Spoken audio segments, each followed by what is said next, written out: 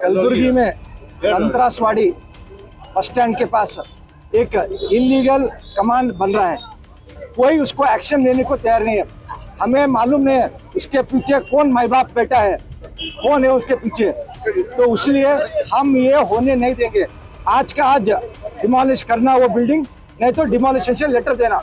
क्योंकि अगर वही करना है बोले तो हमारे को भी छोड़ दो खुला। हम भी एक 8-10 कमान बनाएंगे, पूरा हमारा केसरी बना देंगे। वहाँ हम जय श्री राम लिख देंगे, बजरंगबली महाराज के नाम लिख देंगे। जब तक कमान तोड़ेंगे नहीं, जब तक काम छोड़ेंगे नहीं, जब तक कमान तोड़ेंगे नहीं, जब तक काम छोड़ेंगे नहीं। कलबुर्गी में संतरासवाड़ी बस स्टैंड के पास एक इलीगल कमान बन रहा है।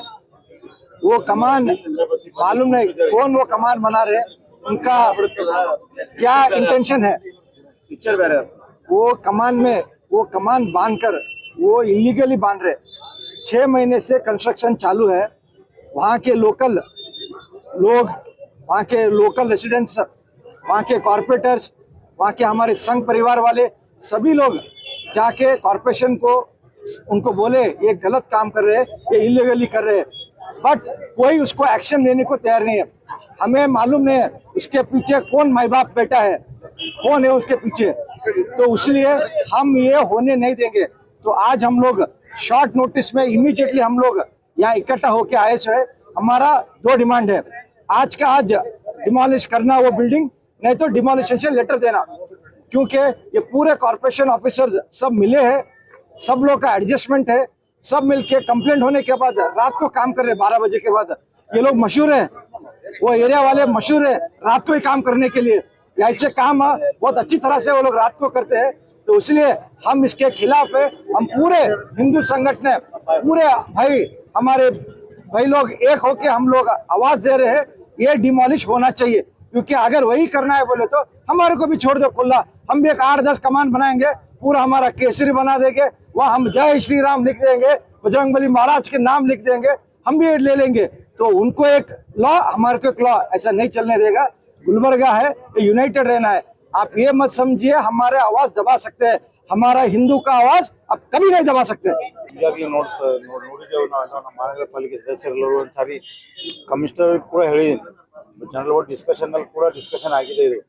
ಬಟ್ ಅದು ಯಾವುದೇ ರೀತಿಯಾದ ಕನ್ಸ್ಟ್ರಕ್ಷನ್ ಇಲ್ಲ, ಯಾವುದೇ ರೀತಿಯಾದಂತ ಅವ್ರ ಬಳಿ ಪರ್ಮಿಷನ್ ಇಲ್ಲ, ಏನಿಲ್ಲ. ಈ ರೀತಿ ಇನ್ಲೀಗಲಿ ಕಟ್ಕಿಸಿಂದ್ರ ಈ ರೀತಿ ಕಟ್ಕಿಸಿಂದ್ರ ಇದು ಏನಂತಾರ, ನಮ್ಮ ಗುಲ್ಬರ್ಗಾದಲ್ಲಿ ಹಿಂದೂ ಮುಸ್ಲಿಂ ಜಗಳ ಇಲ್ಲ, ಈ ರೀತಿ ಕಟ್ಟಿ ಅವ್ರು ಹಿಂದೂ ಮುಸ್ಲಿಂ ಜಗಳ ಮಾಡ್ತಾ ಇದಾರೆ ಅಂತ ಹೇಳಿ ನನ್ನ ಅಭಿಪ್ರಾಯ. ಯಾರು ಅಂದ್ರೆ ನೀವು ಕೂಡ ಹಿಂದೂ ಮಹಾನಗರ ಪಾಲಿಕೆ ಮೇಯರ್ ಇದ್ದೀರಿ, ನಿಮ್ಗೂ ಕಾಲದಲ್ಲಿ ಏನಾದ್ರು ಅದು ಯಾವುದೇ ರೀತಿಯಂತ ನಮ್ಮ ಕಾಲದಲ್ಲಿ ಪರ್ಮಿಷನ್ ಆಗಿಲ್ಲ ಸರ್. ನಮ್ಮಲ್ಲಿ ಯಾವುದೇ ರೀತಿಯಂತ ಬಂದಿಲ್ಲ, ಯಾವುದೇ ರೀತಿಯಂತ ನಮ್ಮಲ್ಲಿ ದಾಖಲಾತಿಗಳನ್ನು ತಂದಿಲ್ಲ, ಯಾವುದೇ ರೀತಿಯಂತ ನಮ್ಗೆ ಕೇಳಿಲ್ಲ, ಬಿಟ್ಟಿಲ್ಲ. ಅದು ಏನಾದ್ರು ಮೀಟಿಂಗ್ ಅಲ್ಲಿ ಏನಾದ್ರು ಚರ್ಚೆ ಆಗಿದೆ? ಮೀಟಿಂಗ್ ಮೇಲೆ ಏನ್ ಚರ್ಚೆ ಆಗಿಲ್ಲ. ಏನೇನು ಅಧಿಕಾರ ದುರುಪಯೋಗ ಮಾಡ್ಕೊಂಡು ಫಂಡ್ ಸ್ಯಾಂಕ್ಷನ್ ಮಾಡ್ಕೊಂಡು ಕಾಂಗ್ರೆಸ್ ಸರ್ಕಾರದಲ್ಲಿ ಏನ್ ಮಾಡಿದ್ರು ನಡೀತಾ ಅಂತ ಹೇಳ್ಕಿದ್ರೆ ಅವ್ರು ಈ ರೀತಿ ಮಾಡ್ತಾ ಇದ್ದಾರೆ ಸರ್. ಪಾಲಿಕೆ ಯಾವ ಫಂಡ್ ಕಾರ್ಪೊರೇಷನ್ ಅಲ್ಲಿ ಈಗ ಮೊನ್ನೆ ಏನೋ ಅಕೌಂಟ್ ಕಮಿಟಿದಾಗ ಇಟ್ಕೇಸೇನೋ ಅಪ್ರೂವಲ್ ತೊಂದರೆ ಅಂತೇಳಿ ನಮಗೆ ಬಂದಿಲ್ಲ. ಬಟ್ ಜನರಲ್ ಬೋರ್ಡ್ ಡಿಸ್ಕಷನ್ ಬಂದಿಲ್ಲ ಅದು. ಬಟ್ ಅವ್ರ ಕಮಿಟಿ ಮೀಟಿಂಗ್ ದಾಗ ಅಷ್ಟೇ ಡಿಸ್ಕಷನ್ ಆಗಿದೆ ಅಂತ ಹೇಳಿ ನಮ್ಗೆ ಗಮನ ತಂದ್ರು. ಆಲ್ರೆಡಿ ಕಡತ ಏನ್ ಮುಗಿಲಕ್ ಬಂದಿರೋದು, ಈಗ ಡಿಸಿಷನ್ ಮಾಡಕ್ಕಿಂತ ಮೊದಲು ಅದನ್ನ ಸರ್ ಅದು 6 ತಿಂಗಳಿಂದ ಹೋರಾಟ ಮಾಡ್ತಾರೆ ಸರ್. ಅವ್ರು ಹೋರಾಟಗಾರರು, ಅವ್ರ ಏರಿಯಾದವ್ರು ಎಲ್ಲರೂ ಕಲ್ತಿ, ಎಲ್ಲರೂ ಲೆಟರ್ನು ಕೊಟ್ಟಿದ್ದಾರೆ. ನಮ್ಮ ಕಮಿಷನರ್ ಕೂಡ ಕೊಟ್ಟಿದ್ದಾರೆ, ಝೋನಲ್ ಕಮಿಷನರ್ ಕೊಟ್ಟರು, ಎಲ್ಲರೂ ಕೊಟ್ಟರು. ಬಟ್ ಅವ್ರೆಲ್ಲ ಯಾವುದೇ ರೀತಿಯಂತ ಅವ್ರು ಬಂದ ತಕ್ಷಣ ಅವ್ರಿಗೆ ಯಾವುದೇ ರೀತಿಯಂತ ಅವ್ರಿಗೆ ಸ್ಪಂದನೆ ಮಾಡಿಲ್ಲ. ಇವರು ಝೋನಲ್ ಕಮಿಷನರ್ ಜಿಮ್ಮೆದಾರಿ ತಗೊಲಾಗ್ಯಾರ. ಅದು ಝೋನಲ್ ಕಮಿಷನರ್ ಮತ್ತು ತಕ್ಷಣ ಹೋದ ಭುವನೇಶ್ ಕುಮಾರ್ ಅವರಂತ ಕಮಿಷನರ್ ಇದ್ದಾರಲ್ಲ, ಅವ್ರು ಕೂಡ ಗಮನಕ್ಕೆ ಅವ್ರಂತರೂ ಅವ್ರ ಗಮನಕ್ಕೆ ತೋಲಿಲ್ಲ ಯಾವುದೇ ರೀತಿಯಾದಂತ. ಈಗ ಏನಾಗ್ತದೆ, ಈಗ ತೆರವುಗೊಳಿಸ್ಬೇಕು ಸರ್, ಅಷ್ಟೇ ನಮ್ಮ ಅಭಿಪ್ರಾಯ. ಒಂದ್ ವೇಳೆ ತೆರವುಗೊಳಿಸಿಲ್ಲಪ್ಪ ಅಂದ್ರೆ ಮುಂದಿನ ದಿನಗಳ ಉಗ್ರವಾದ ಹೋರಾಟ ಮಾಡ್ತೇವೆ. ಇದು ನಮಗೆ ಅಂತಲ್ಲ, ಎಲ್ಲ ಕಡೆಗೂ ದರ್ಗಾಕ್ಕೂ ಜಾತಿ ಮಂದಿ ಹೊಲಕ್ಕೂ ತ್ರಾಸ ಅದ. ಈ ಗುಲ್ಬರ್ಗಾದಾಗ ಎಲ್ಲೇ ನೋಡಿರ್ಬೇಕು ನೀವು, ಮೇನ್ ರೋಡ್ ನಲ್ಲಿ ಯಾವ್ದಾದ್ರು ಆ ರೀತಿ ಕಮನ್ ಅದ ಏನು ಇಲ್ಲ. ಬಟ್ ಅಲ್ಲಿ ಜನರಿಗೆ ತಿಳಿಬೇಕದು ಬಂದೈತು, ಇದು ಕಟ್ಟಿದ್ರೆ ಅಂದ್ರೆ ಏನಾಗ್ತದ, ಇದ್ರಲಿಂದ ಏನ್ ಸಮಸ್ಯೆ ಆಗ್ತದ ಅಂತೇಳಿ ಉದ್ದೇಶಪೂರ್ವಕವಾಗಿ ಮಾಡ್ಲತ್ತಾರ. ಅಷ್ಟೇ ಉದ್ದೇಶಪೂರ್ವಕವಾಗಿ ಕೇಸಿಂದ್ರೆ ಕಟ್ಲತ್ತಾರ.